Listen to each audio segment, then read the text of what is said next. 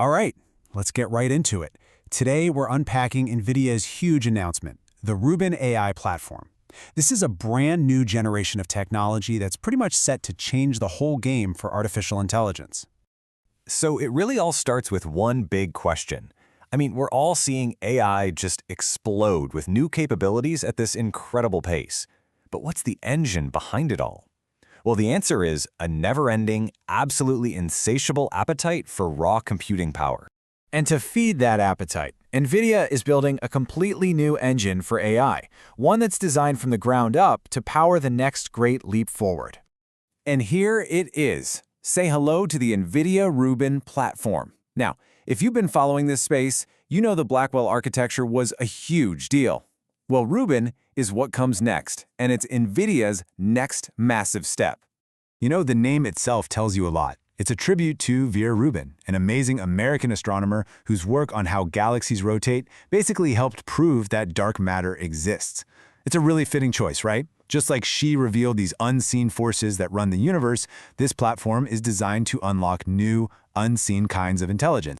But okay, beyond the cool name, why should you actually care? What makes this a real revolution? Well, it all comes down to some absolutely staggering gains in performance and efficiency. Let's start with this number, 10. NVIDIA is saying the Rubin platform can cut the cost of generating an AI token, which is just a basic unit of AI output, like a word or a piece of an image, by up to 10 times. This isn't just about saving money. It's about making super complex AI so cheap and accessible that it becomes as normal as doing a Google search. And it doesn't stop there. When you're talking about training the absolute biggest, most complex AI models, the kind that are basically a team of smaller expert AIs working together, Rubin needs 4 times fewer GPUs than the last generation. That just massively lowers the barrier for anyone trying to build the next big thing in AI. And check this out. This chart just hammers the point home. You can see the resources you needed with the Blackwell platform on the left, and then boom, look at the drop for the Rubin platform on the right. This isn't a small incremental step. It's a fundamental shift in the economics of AI. It could seriously speed up breakthroughs in everything from medicine to climate science. So, how on earth is NVIDIA pulling this off? What's actually going on under the hood of this new supercomputer that makes it all possible? The secret sauce is this philosophy they call extreme co-design. Think of it like a Formula One team. They don't just build a killer engine and then try to cram it into a car they already have. No way. They design the engine, the body, the aerodynamics, the software, everything, all at the same time as one single, perfectly tuned machine. That's exactly what NVIDIA is doing here.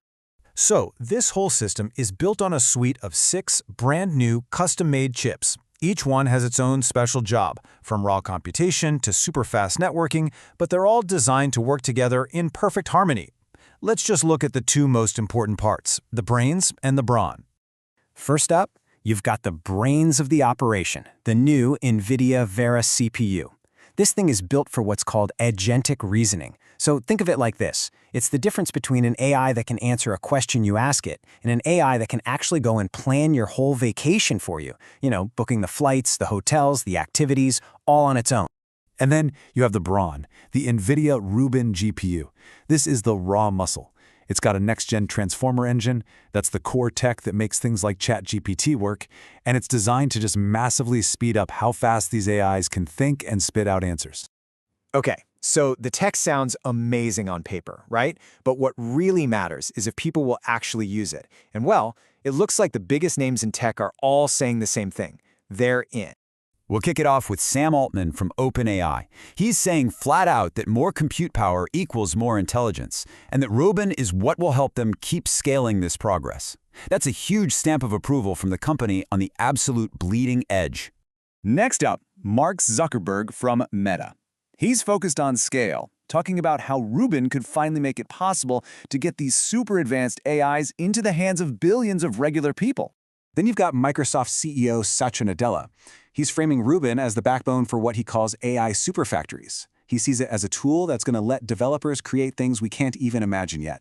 And to top it all off, Elon Musk of xAI gives maybe the punchiest endorsement, calling Rubin a rocket engine for AI and saying it'll prove to everyone that NVIDIA is still the gold standard. And look, it's not just these 4 CEOs. The entire tech ecosystem is jumping on this. We're talking Amazon, Google, Oracle, Dell, Anthropic. I mean, the list goes on and on. Pretty much the whole industry is lining up for this thing. So you've got this insane new tech, and you've got everyone in the industry backing it. The next logical question is, when do we actually get to see it in action? Let's check out the timeline. So here's the plan. NVIDIA says we can expect to see the first products built on Rubin start showing up from their partners in the second half of 2026. So yeah, it's not right around the corner, but in this industry, that's really not that far off. And that really gets to the heart of it all. This huge leap in computing power isn't just about making the AI we have today a little bit faster. It's about unlocking a whole new level of AI. We're talking about that agentic AI we mentioned earlier. AIs that can actually do things for you, that have advanced reasoning, and that can tackle huge, complex problems we can't even touch today. When you really step back, the pace of change is just wild. I mean, if this is the kind of leap forward we're seeing in just a single product cycle, it really makes you wonder, where's artificial intelligence going to be not in a decade, but in just the next 5 years? That's the question we'll all be watching.